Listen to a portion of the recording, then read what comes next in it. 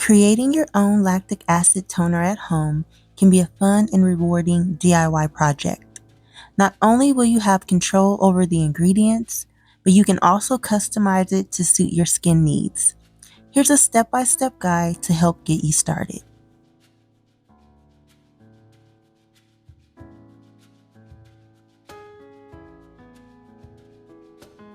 Before I get started, I wanted to say this video is also inspired by Skin Revolution by Dr. Vanita Rantan.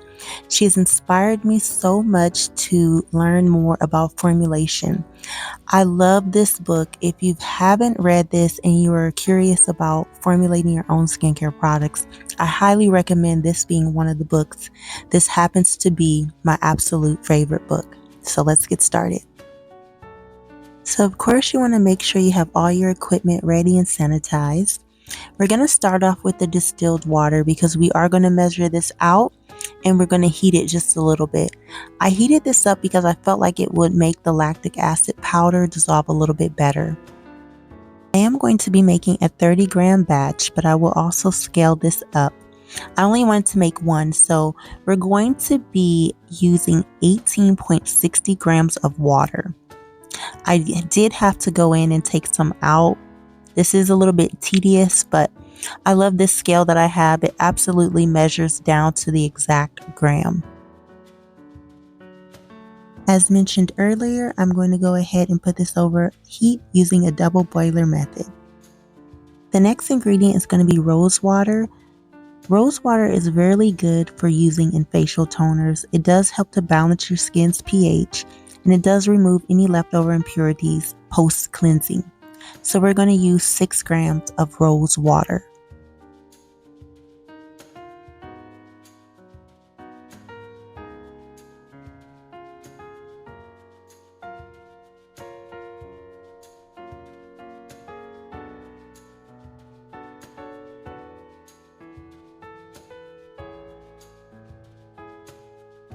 So once we get this measured out, we will set the rose water to the side and continue with the other ingredients.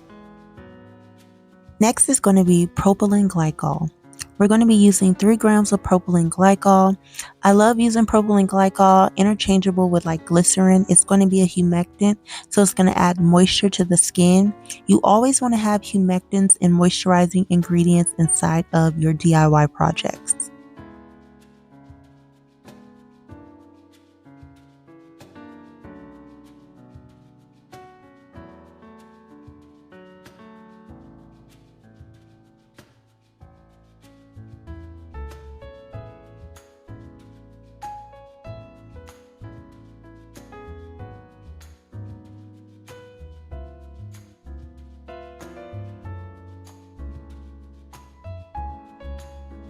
Now to the start of the show, we are going to be using this at 5%. Lactic acid is really good. It's an AHA that helps to exfoliate the skin. It removes the top layer of the dead skin cells and can improve the skin's texture, reduce dark spots, smooth fine lines, and cleanse your pores. So this is going to be again at 5%. I wanted to do a lactic acid and a mandelic acid toner, but I could not get the mandelic acid to dissolve well. You're going to measure out 1.50 grams of the lactic acid powder to dissolve inside the water.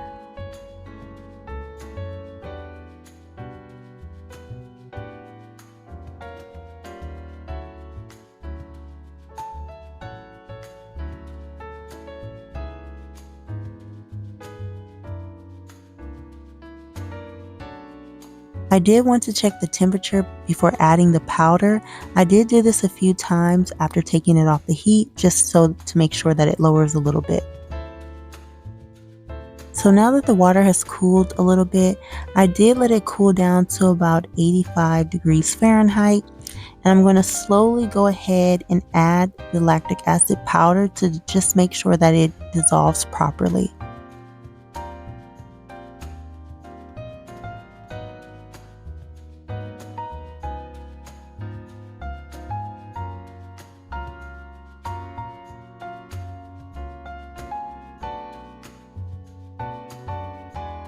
With the lactic acid powder, you want to make sure you continue to stir this up very well because it is very tiny granulates of powder and you can have a possibility of it not fully dissolving. So just continue to stir this up as much as you can.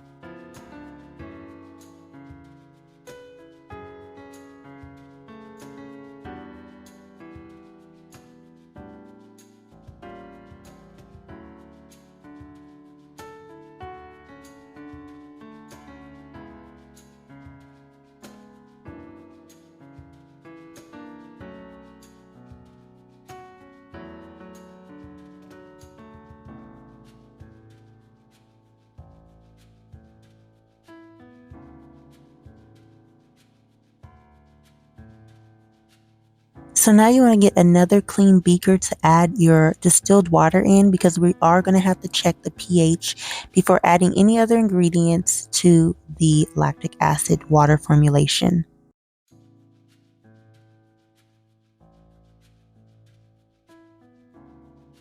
So you need to dip the stick inside of some distilled water. So I'm checking the pH. It did go down to 3.3, which is not too bad. But I want this to be formulated at 3.5.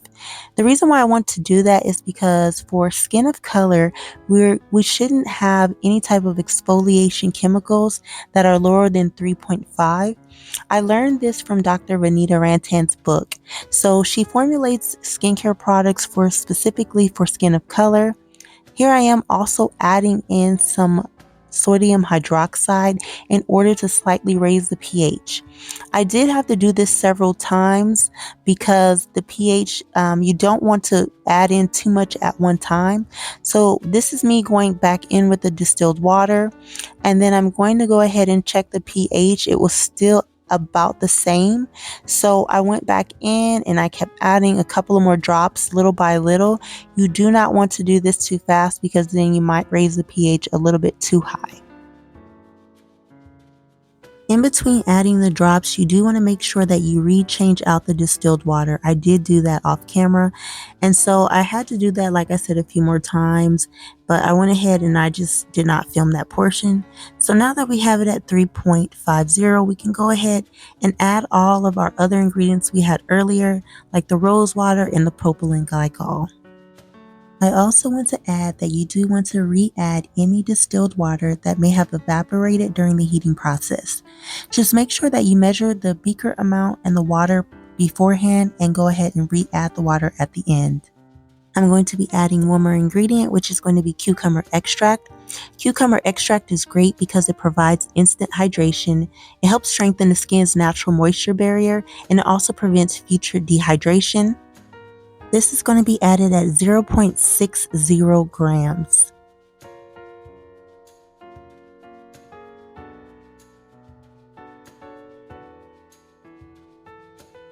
And I do apologize. I didn't want to go over too much, but when you're doing smaller numbers, it's a little bit tedious. So I went ahead and grabbed my dropper just so I can go ahead and speed up this process, or else I'd be pouring back and forth all day long.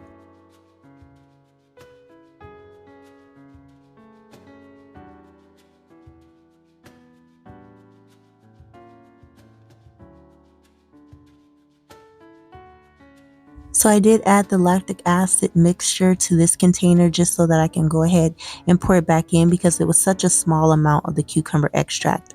So now you can add your preservative, which is going to be a 0.30. So I went ahead and added that in at a 1%.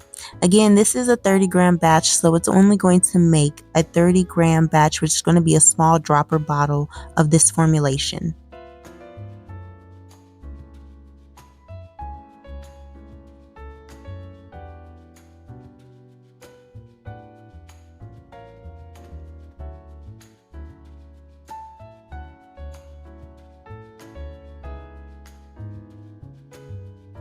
I went ahead and chose a pink dropper bottle for the packaging of this formulation.